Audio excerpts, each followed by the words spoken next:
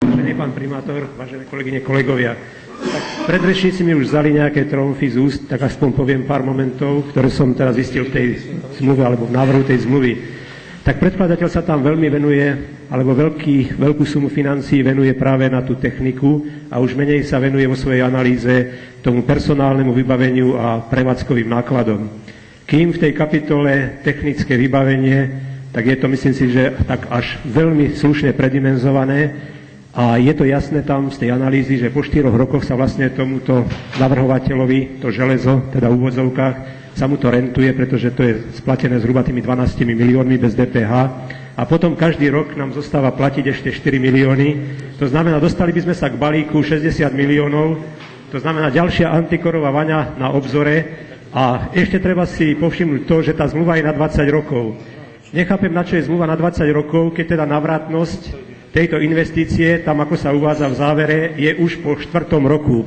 To znamená, ak by aj prichádzala do úvahy zmluva s touto firmou, tak maximálny počet rokov, na ktorú by tá zmluva alebo podmienečne mala byť, dajme tomu 5-6 rokov. 20 rokov je strašne veľká, teda dlhá doba na to, aby sme si uviazali takéto bremeno.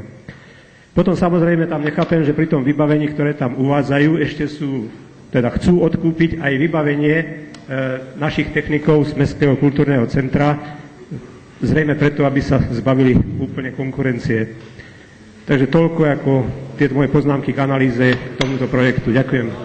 Ďakujem, pán inžinier Bebiak, pán inžinier Celer. Prosím, prepáčte, musím si zobrať na. Ďakujem. Ja, pokiaľ dobre som čítal tento materiál a pokiaľ teda sme ten materiál schválili na rade, tak tu mesto Trenčín nejde nič budovať, nejde investovať žiadne peniaze do žiadnej techniky. Mesto Trenčín si bude na základe nejakej zmluvy, o ktorej sa tu hovorí, objednávať programy, ktoré bude dodávať táto spoločnosť, ktorá tu bude poskytovať svoje služby. Takže tu není problém v tom, že by my sme mali, alebo že tu ideme my niečo budovať. Tu sa hovorí o tom, že táto spoločnosť, aby dostala licenciu, potrebuje mať uzatvorený formou zmluvy o zmluve budúcej záväzok, ktorá je uzatvorená zmluvu s mestom o tom, že mesto bude odoberať určitý program, ktorý si bude objednávať. Čiže aj toho štruktúru, aj teda kvalitu toho programu by mala ovplyvniť tým, že si to bude objednávať.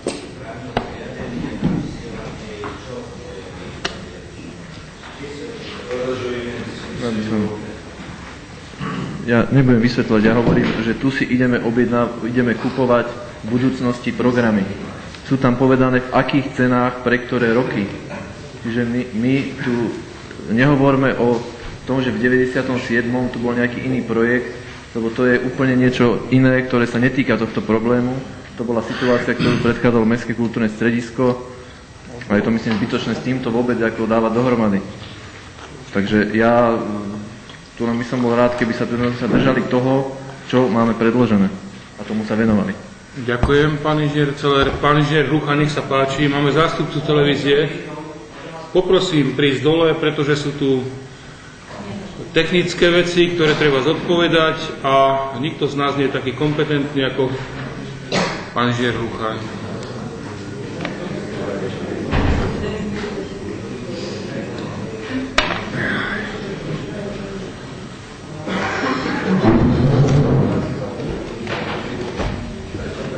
Vážený pán primátor, vážení pani poslankyne, vážení páni poslanci, ja prijímam hodenú rukavicu pána poslanca Mertana, ktorý povedal, že by sme sa mali držať rokovacieho poriadku a zároveň chcem akceptovať to, čo nahodil pán inžinier Jakubík, že teda takáto otázka a nie len v Trenčine si vyžaduje trošku viac informácií.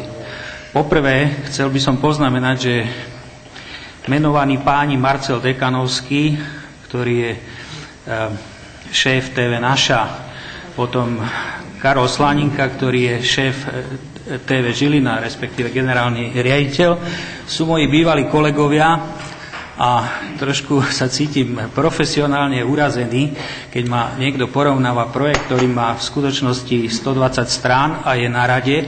A čo tu je tá zmluva o budúcej zmluve, to nie je náš výmysel, to je v podstate kritérium Slovenskej rady pre rozhlasové a televízne vysielanie a už od komunikácie od decembra, kedy bola podaná žiadosť o licenciu, vlastne jediný nedostatok, ktorý v tomto projekte chýba, inak ten projekt bol vysoko hodnotený, kanál je vyprojektovaný, schválený telekomunikačným úradom, čiže predoslal, že nezačíname od nuly, ale už sú tu urobené merania, kvalifikované s kvalifikovanými firmami, ktoré rada akceptuje, lebo pokiaľ ja mám informácie, tak predošlé pokusy z Trenčína, čo mi je ľúto, pretože z Trenčína pochádza veľa televíznych tvorcov a dokonca dosť známych televíznych tvorcov a pritom televízia ako si už len Trenčín ju nemá, by som povedal, z tých krajských miest.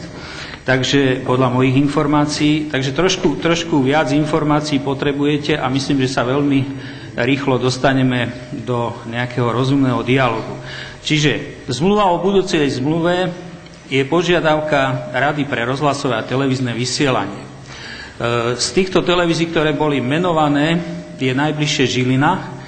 Nie je problém, lebo raz vidieť je ako 10-krát počuť, zabezpečí tam návštevu, pretože opakujem, generálny riaditeľ, môj kolega, naposledy sme minulý rok vo Washingtone absolvovali kurz televíznych manažérov, medzinárodný kurz, ktorý môžem pre zvedavcov a neveriacich Tomášov ukázať certifikát, kde vybraní ľudia zo Slovenska boli pozvaní do Washingtonu, aby si rozšírili trošku obzor a môžeme sa tu baviť o úrovni nie len slovenských, mestských a lokálnych televízií, ale kto má záujem, aj mimo tohoto fóra medzinárodne sa môžeme baviť, lebo som mal šťastie navštíviť nielen americké, lokálne a mestské televízie, ktorých som videl 5, ale aj v Španielsku, v Holandsku, v Nemecku a tak ďalej, nechcem zdržiavať.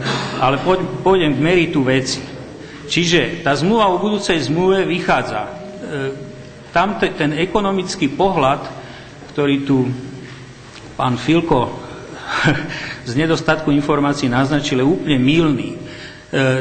Ja som predložil jeden projekt, ktorý neviem koľkým poslancom je známy alebo neznámy ešte koncom minulého roku, ktorý mal okolo 60 strán a tam bolo jasne dané, že to, čo reprezentuje technológiu tej televízie, tak to je zhruba 17 miliónov.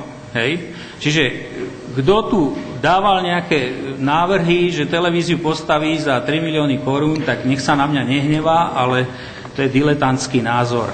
Pretože televízia, ktorá je na úrovni cieľovej skupiny 60 000 obyvateľov, akú reprezentuje Trenčín a jeho okolie, sa môže porovnávať s takými televíziami, ako je, dajme tomu, Žilina, Martin, TV Naša a podobne. Kto chce viac informácií, ja som to už naznačil, že tieto problémy boli aj v Bratislave, ale mimochodom som šéfoval najlepšej bratislavskej lokálnej televízii, TV Ružinov, 2 roky a myslím si, že s tou za celé 2 roky nemala rada žiadnu robotu, lebo pre vašu informáciu, tá profesionálna cesta je v tom výhodná, že nikto nebude z vás znášať tie rizika, ktoré sa objavia, keď človek sa v týchto veciach nevyzná a zrazu sa tu objaví 2 miliónová pokuta, kto ju bude platiť. Hej? Takže